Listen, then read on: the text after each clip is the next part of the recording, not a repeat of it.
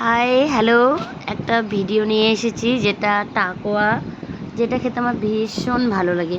আমি জানি তোমাদেরও ভালো লাগে।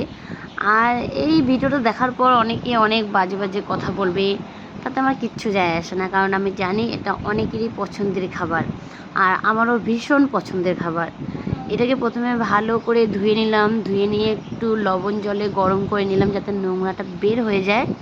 তারপর কড়াইতে একটু তেল দিয়ে দিলাম, দেওয়ার পর লঙ্কা রসুন পেঁয়াজ ফোড়নে দিয়ে ধুয়ে রাখা টাকোয়াটাকে দিয়ে দিলাম। তারপর সেখানে একটু লবণ হলুদ দিয়ে ভালো করে নেড়ে চেড়ে ভেজে নেওয়ার পর চালের গুঁড়োতে একটু জল দিয়ে মিশিয়ে রেখেছিলাম সেটা দিয়ে দিলাম। দেওয়ার পর দেখো কি সুন্দর লাগছে দেখতে।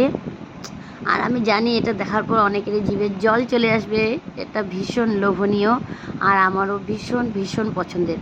আর অনেকে অনেক বাজে কথা বলবে, তাতে আমার কিচ্ছু যায় আসে না, তারা বলবে, বলতে থাকুক, আমি খেতেই থাকবো। বাই।